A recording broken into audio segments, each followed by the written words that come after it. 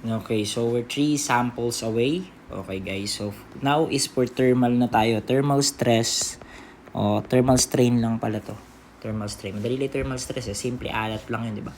But ayun, the assembly has a diameters and material makeup indicated. If it fits securely between its fixed supports, when the temperature is 81 degrees, determine the normal stress in each material when the temperature reaches to 115 degrees. If this is the case, guys, technically, di ba ang naiisip mo dyan, tumaas yung temperature. So, kung tataas yung temperature, mag-expand yung object natin. So, in this case, you have the delta T, which is equal to 115 degrees minus 80 degrees. Tama? The temperature 2, T2 minus T1. So, 115 minus 80. So, this is equal to 35 degrees Celsius. Okay? So, guys, diba ang idea natin when it comes to the thermal deformation, thermal strain and deformation, lalo na sa mga ganitong members, is diba, kung ilan yung ihahaba due to the thermal deformation, siya rin ang kailangang ibalik nung alin. Siya rin yung kailangan ibalik nung actual deformation natin. So, in this case, guys, dalawa. So, based on thermal, tsaka based on the actual. But based on thermal, madali lang siyang kunin kasi given na nga lahat ng conditions natin, di ba? So, based on thermal muna, di ba? Sabi kasi, yung thermal daw natin is equal dun sa may actual na forces. And by the way, guys, dumako tayo dito. Hindi ba that both supports is dapat equal lang yan. So, on tendency, kung hahaba yan, di ba itutulak ng support yan papunta doon? At itutulak naman siya ng support dito papunta doon. Okay, so this is FA. Sabihin natin FA yan. And this is FD. And in this case, guys, di ba, yung summation, yung FA natin should be equal to FD. Kasi kailangan sila ay in equilibrium. So, pangalanan na lang natin sila siguro as F. Kung FA is equal to F, the F na lang yan, di ba? And then, magkaroon tayo ng cutting plane. Di ba guys, pag kinat natin to, ang lilitaw lang naman na force dyan is yung F. So, ayan guys, yung P ni AB. So, P ni AB is technically yung F lang yan. And then, para naman, sige, huwag na natin pangalanan as AB kasi meron pala siyang name. So, this is aluminum, di ba? Next, para naman guys sa bronze, ikat mo to dito, ang lilitaw pa rin is yung force F. Tendency niyan, force F lang yan. So, this is F. Okay, this is equal to F. Siya ngayon si P ng bronze natin, which is F pa rin. At ganun din yung pinaka dulo. Tama? So, ibig sabihin, ibabalik na lang to. This is F ulit. P, still naman yan, is equal to F lang din. By the way, kung ganyan yung cut mo, ang lilitaw lang na force, wala kang internal force. Ang internal force, guys, is dapat nag-act or nasa loob ng inyong internal material o yung pinaka-material na ina-analyze mo. So, di ba nga guys, ang sabi sa atin is kung ilan yung ihahaba due to thermal, siya dapat yung magiging ihahaba o iikli ng thermal, siya dapat yung ibabalik nung ating axial. Kasi ang axial, ang magpo-provide niyan yung supports. Tama? So, now, okay? So, ibig sabihin pala nun, okay, is kunin mo natin yung total thermal deformation. Okay? So, in this case, we have thermal ni aluminum muna. This is, di ba, ang equal to, di ba, ano yan? Alat. Wait lang. May L pa pala. Di ba, alat yan? Di ba, ganyan yan? Okay. So, kukunin mo yung total deformation ni, kunin mo natin isa-isa. Ano yung E? Ay, ano yung alpha ni aluminum? Di ba, this is 12.8 times 10 raised to negative 6. Ano yung L? Yung length niya is 4 feet. So, 4 times 12 para mag-i-inches siya. And then, yung delta T is 35 degrees. Mamaya na. So, mamaya na natin yun. Next is temperature naman ni bronze. So, this is equal to 10.5 times 10 raised to negative 6. Ang length ni bronze is 6 feet. So, times mo sa 12 para mag-i-inches, we have 35. And then, for the steel, this is simply equal to, you have 6.5 times 10 raised to negative 6. We have 3 times 12 naman multiplied by 35. So, solve natin siya isa-isa. This is equal to 12.8 times 10 raised to negative 6, 4 times 12, and 35. So, this is equal to 0.0215. So, 0.0215 inches. Next, we have 10.5 times 10 raised to negative 6 multiplied by 6 times 12 multiplied by 35. We have 0.0265. 0.0265 inches. And yung pangatlo, we have 6.5 times 10 raised to negative 6. We have 3 times 12.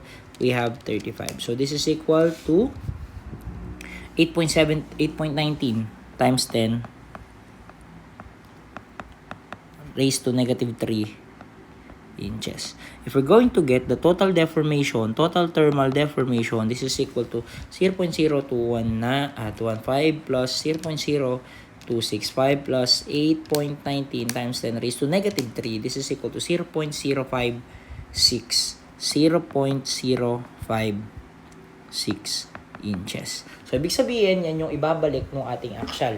Ngayon naman, sir, ano po yung magiging total axial dyan? Ang total axial natin dyan, guys, is simply, diba, this is force over the,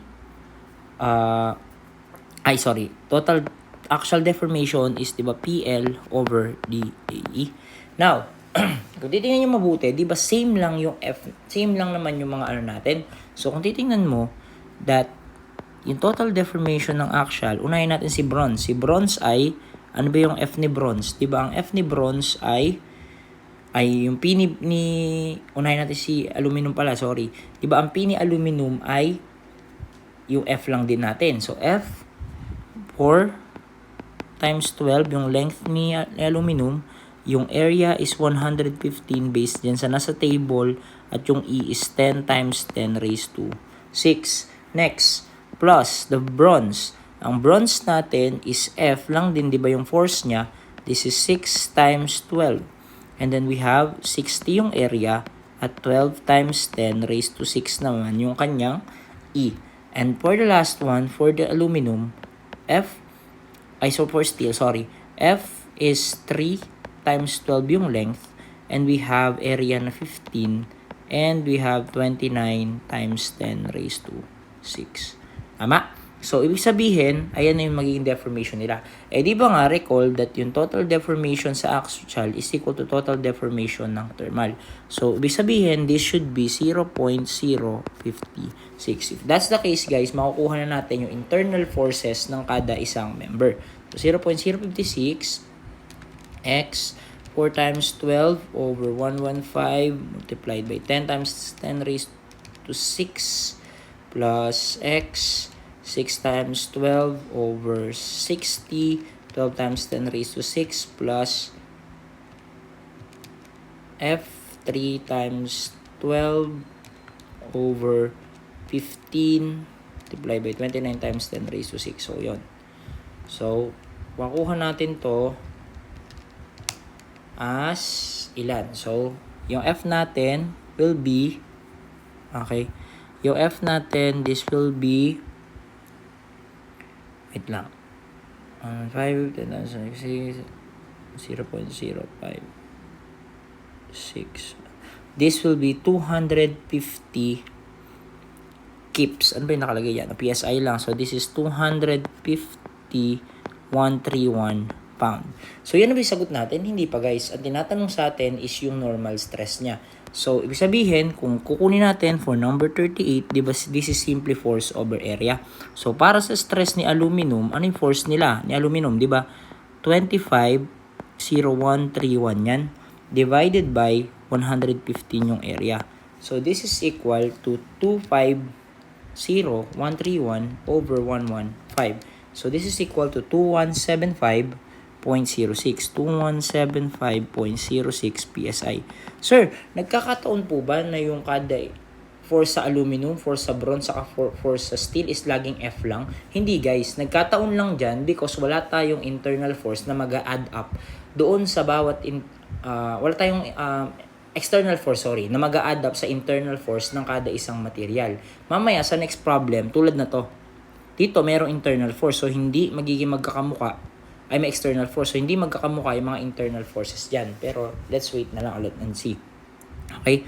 So, for number 39, syempre, ganun lang din yun. Since F nga lang din yan. So, this is for bronze.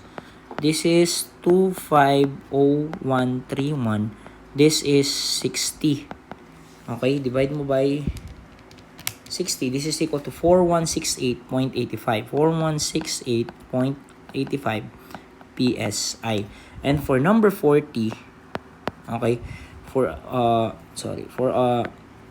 steel, okay, this is equal to 250131 divided by area ng steel is 15. Guys, kung saan ko nakikita yung area, E saka yung alpha, dun sa may table, check nyo. Ito, ayan. Okay, so this is equal to, let's say 15, this is equal to 16675.4 PSI. So, andyan naman lahat yon. For number 38, we have 2175.06. For number 39, we have 4168.86. O, yan na yun. And 40, we have 16675.45. So, that's our situation number 13. Okay? Okay, guys. So, this is situation number 14. Siguro mas maganda kung i-redraw ko tong problem na to para mas ma-picture nyo siya ng maayos. Okay? So, drawing ko lang siya saglit Okay. And then, siya paling-paling. Okay, guys. So, ito is merong internal force P. Okay? And then this, merong internal force P. In this case naman, sige, lagay na nga natin, this is 10 kilonewton. And this is 10 kilonewton. Based on the problem to, guys, hindi ko ito nilalagay-lagay ng ganyan. Okay? So, this is for bronze. This is for aluminum. And this is for steel. And again, guys, kailangan magkamukha. Pero, kung papansinin nyo, makipagay nyo mabuti itong concept na to. What is the stress experienced by the bronze when the temperature drops? Ibig sabihin ng drops from T1, from initial temperature, okay? From initial temperature, bumaba ka ng 25 degrees. So, yun guys yung delta T natin. However, yung delta T natin is negative 25 degrees. Bakit? Kasi nag-drop ka. Pagka guys bumaba ang temperature, mas lumalamig. Kung lumalamig yan, ibig sabihin, ang tendency, yung is magsishrink yan. Magiging ganyan yung original position yan. Ano ngayon yung kailangan na direction nung supports mo para ibalik siya sa dati? Di ba hihilahin ng support yan pag ganun? Okay? So, tanggal natin yan. Ibig sabihin pala, yung reaction forces natin, in this case, dahil lumamig, liliit, hihilahin siya pabalik nung mga reaction natin, ng mga supports natin. So, this is, pagpalagay natin to, this is A, B, okay, and then C, and then D. Ibig sabihin, this is, will be your PA, and yung PB natin dito, okay, ito naman yung ating PB. In this case, guys, pwede na tayo mag-cut section, okay? Ibig sabihin dito, guys, yung PAB natin o yung P ni bronze natin, okay, i-assume natin, guys, na papunta doon. Kasi ilan ba yung kailangan? Okay. This is, okay, sige dito. At this point, mag-summation forces horizontal tayo. This is P ni bronze, okay? Is equal to 0. 0 is equal to, wait lang. 0 is equal to P ni bronze, diba, the P ni bronze minus PA. So, technically, this is P ni bronze is equal to PA. So, ito guys, yung una nating force P. Now, pagdating natin dito at kinat natin yan, diba, okay, ang lilitaw na force natin, pag yan yung cutting plane natin, is 10 kN saka yung PA. Kung ganun pala, ibig sabihin, okay, i-assume naman natin na pag ganyan to. This is P, B, C. So, taking the summation forces horizontal with mga kapal, equal to 0. Therefore, 0 is equal to P, B, C minus 10 minus, we have PA. Okay? So, ibig sabihin, yung PBC natin, yung P ni bronze, ni aluminum na lang pala, wag na BC. P ni BR kasi yung kanina. Teka lang. Okay. Okay. Ulitin ko lang. Okay. So, this is P ni aluminum na lang.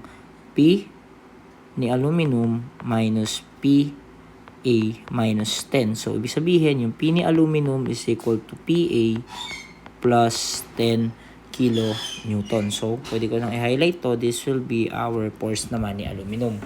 Para naman sa internal force P ni steel, so i-cut lang natin to. And again, ang lilitaw naman dyan is 10 kilonewton, another 10, and then yung PA natin. So, kung ganun, ibig sabihin, ilagay ulit natin dito. This will be our force ni steel naman. If you're going to get the summation of forces horizontal is equal to 0. So, 0 is equal to P ni steel minus 10 minus 10 minus PA. Tama. So, kung P ni steel dito is simply equal to 20 plus PA naman. In that case, guys, makukuha na natin yung P ni steel. And again, guys, same concept with the previous problem. Ang hinahanap sa atin dito is the stress experienced by the bronze, meaning kailangan nating makuha yung mga internal forces ng bawat isa na yan. The PA, the PBR, the PAL, at saka yung PST or the P ni bronze, P ni steel, saka P ni aluminum para i-divide mo sila sa kanilang area, makukuha mo na guys yung stresses nila. However, paano natin malalaman yun? Of course, kailangan nating palitawin yung PA natin na yan. In what way? Di ba guys, pwede pa tayong kumuha ng another set of equation by the compatibility equation. The thermal is equal to the total axial. O again, thermal ulit muna tayo. Yung thermal ni bronze is simply equal to alat. Ano ba yung ano ni bronze? Alpha. Teka. TBR. So, ano ba alpha ni bronze? We have 19.0 times 10 raised to negative 6. Ano yung L? Ang L ni bronze ay 800 mm. So, 800 multiplied by 25 degrees Celsius. And para naman sa thermal ni aluminum, this is equal to 23 times 10 raised to negative 6. This is equal to 500 mm and 25. So, and then, para naman sa thermal ni steel, this is equal to 11.7 times 10 raised to negative 6. You have length na 400 and of course 25. So, if you're going to get those values, we have 19.0 times 10 raised to negative 6, 800, and then 25. This is equal to 0.38. Okay? And then, by the way guys, this is negative 25 pala. Dahil tayo ay nag-shorten. Dahil negative 25 nga pala yan. So, this is negative 25. This is negative 25. This is negative 25. So, in this case, guys, we have 0.38. And then, 23 times 10 raised to negative 6. 500. And negative 25. This is negative 2875. Negative 0.2875. And para sa isa naman is we have 11.7 times 10 raised to negative 6, 400, negative 25. So, this is equal to negative 0.117. So, ano to? So this is negative. Okay. Negative 0.38 plus negative 0.2875 plus negative 0.117. This is equal to negative 0.7845 millimeter. Okay. So, if that's the case, guys, so, ibig sabihin, kailangan naman nating i-ano yan, okay, ano naman tong axial natin? Yung total axial natin is the total ni bronze plus total ni aluminum plus total ni steel. Okay, so ang total axial natin is equal to, ito muna tayo. This is PBR. Ano yung length ni bronze? We have 800 over, ano yung area ni bronze? We have 2,000. And E ni bronze ay 83 times 10 raised to 3. Okay, so okay na tayo for bronze. Plus, okay, so para naman kay aluminum, we have P ni aluminum multiplied by 500, tama ba? Yes. Over, Ano to? Over 200, over 1,400 pala yung area niya. And then, we have 70 times 10 raised to 3. Okay. And then, para naman kay steel, we have P ni steel is equal to length na 400 over the area of 800 multiplied by E na 200 times 10 raised to 3. Okay? And then, baba ko lang siguro to guys dahil pa-plug in na natin yan. So, ano mo yung force ni bronze? Okay? Yung force ni bronze is simply equal to PA lang. Tama? And yung force ni aluminum is PA plus 10. By the way, yung PA na to plus 10, ano ba yan? 10 times 10 raised to 3 para maging Newton siya. And eto namang isa na to is 20 or PA plus 20 times 10 raised to 3. Okay, in this case guys, masosolve na natin yan. Okay, so di ba sabi natin that the deformation ni thermal is equal to deformation ni axial. So technically guys, this is 0.7845.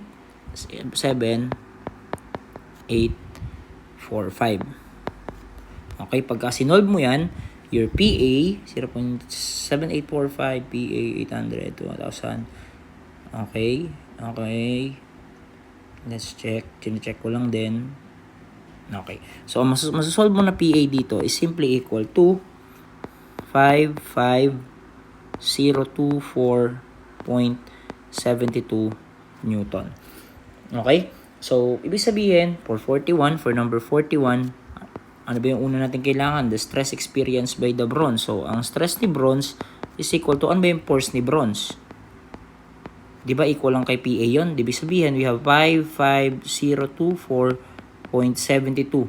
over the area, which is 2,000. So, this is equal to 55024.72 divided by 2,000. This is equal to 27.51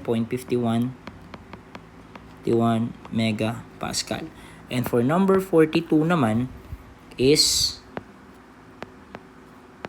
this is aluminum. So this is equal to P ni aluminum over the area ni aluminum na 1,400. Ano ba itong P ni aluminum? Diba this is equal to PA plus 10 times 10 raised to 3. So papalitan mo itong PA ng 55024.72. So ilan makukuha mo dyan?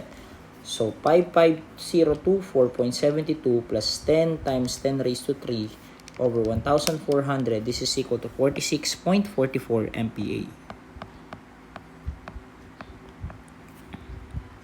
Next is for number 43.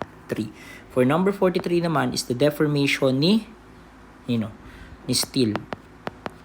Okay, for the deformation of steel, diba this is P ni steel and area na steel is 800. So this is PA. Ito yun guys yung internal forces, yun guys lagi yung gagamitin Ayan, PA, ayan, naka-highlight na green. So this is equal or plus 20 times 10 raised to 3. And again guys, yung PA is 55024.72. So this is equal to 55024.72 over plus 20 times 10 raised to 3, 93.78. We have 93.78 megapascal. At lahat yan ay alam ko nasa choices. So for number 41, we have 27.51.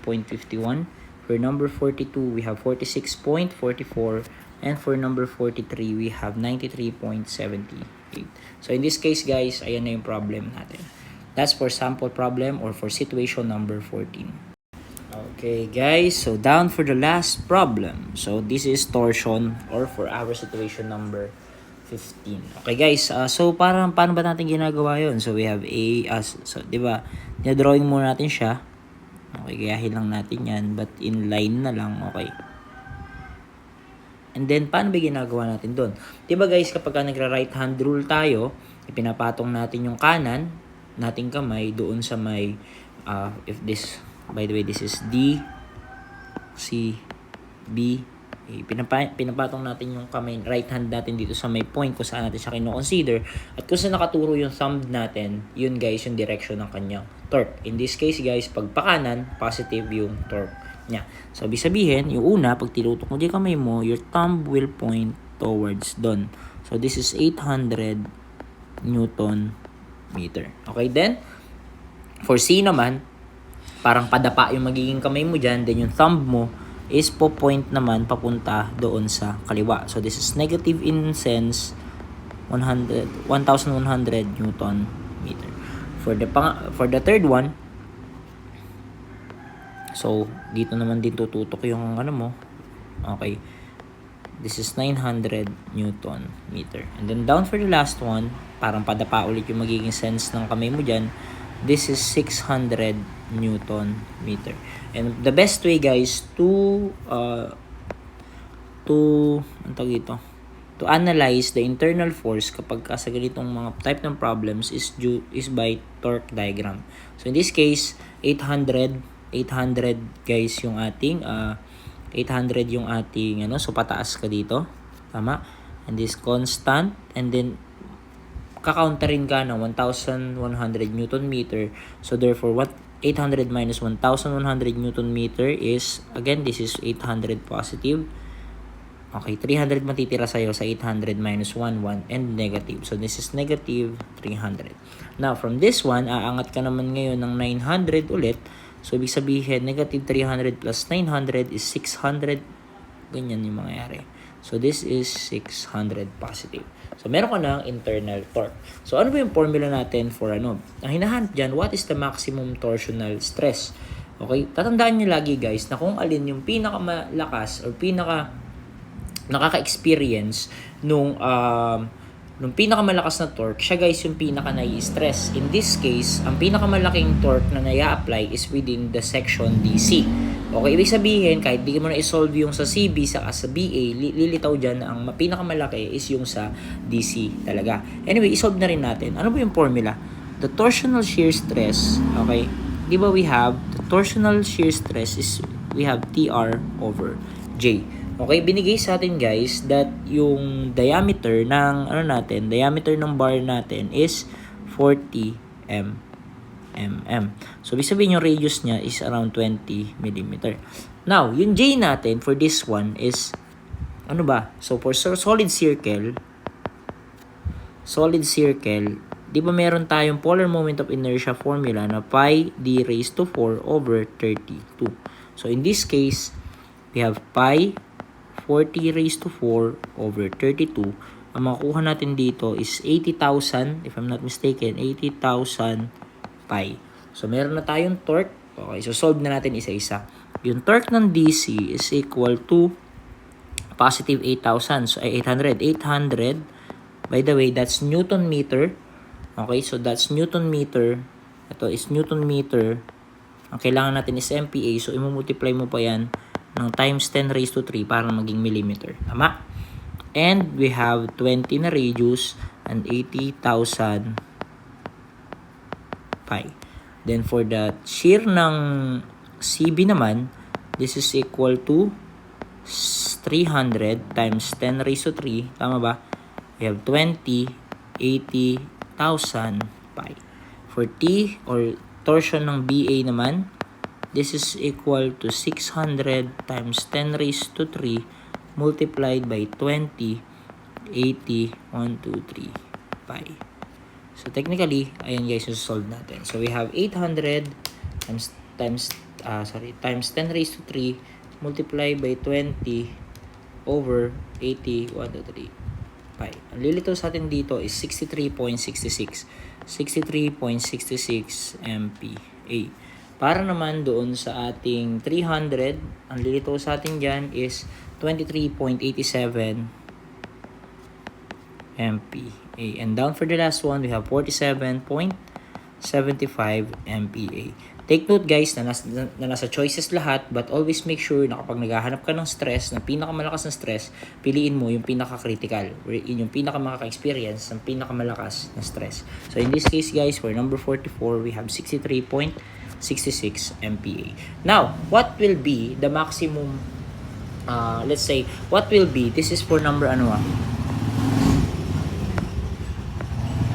This is for number 44. Now, for number 45, okay, sabi dyan, what will be or what is the relative angle of twist? Ang angle of twist naman natin, guys, is TL over JG. In this case, guys, laging tatandaan na kung magkamukha naman or constant naman yung cross-section mo, meaning yung J niya is same lang across all the members. So, ibig sabihin, parehas lang. Pero guys, yung G din, if pare-parehas lang sila ng material, ibig sabihin, magkakamukha lang sila ng value ng G natin. Ibig sabihin, kung ganun pala, pwede nating i-factor out yan. Okay? So, ibig sabihin, yung angle of twist natin, pwede nating i-factor out as 1 over JG multiplied by sum ng TL. So, if that's the case, kunin natin yung sum ng TL. So, yung sum ng TL natin, okay, yung sum ng TL natin, this is equal to, and by the way guys, dito, i-consider natin yung alin? Yung sign ng torque natin. Although, dapat dito naka-consider din siya. Ibig sabihin, negative yung shear value niya. Dito, i-consider natin yung sign ng torque because magkokontrahan kasi yan. Meaning, for positive torque, positive yung magiging ikot niya, kukontrahin siya ng negative torque. So, ibabalik siya. Meaning, susubukan siyang i-negate, ibabalik yung angle of twist noon. So, ibig sabihin, magkukontrahan nga. So, for A or for DC, di ba meron tayong meron tayong torque na 800 times 10 raised to 3 and meron tayong 2 meters dyan or 2 times 10 raised to 3. Yung naman is we have negative 300, di ba? Negative 300 times 10 raised to 3. Ang length natin is 3 times 10 raised to 3.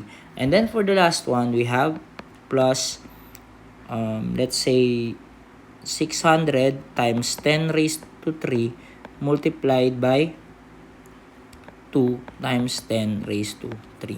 In this case, ang total TL natin is equal to 800 times 10 raised to 3, 2 times 10 raised to 3, minus 300 times 10 raised to 3, 3 times 10 raised to 3, plus 600 times 10 raised to 3, multiplied by 2 times 10 raised to 3. This is equal, napakalaki, we have 19 times 10 raised to 8 na lang natin. Okay? Now, for the angle of twist, ibig sabihin pala, this is 19 times 10 raised to 8. Ang J natin, di mo mabago yan, 80,000 pi. At ang G natin is 83 times 10 raised to 3. Okay, so ang angle of twist natin is equal to 80 is 0.091. But this is in radians. Baka magtaka kayo, bakit wala dyan yung sagot? Kasi naka-radians pa yan. So, in every 2 pi, pwede mong pi rad, 2 pi rad, cancel yan, you have 360 degrees. O, pwede naman pi rad lang, 180 degrees lang. So, multiply mo sa 360 over 2 pi. So, this is equal to 5.22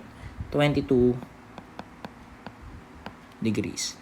Okay? So, yun guys, yung ating angle of twist. So, ang sagot natin is 5.22 degrees, letter A.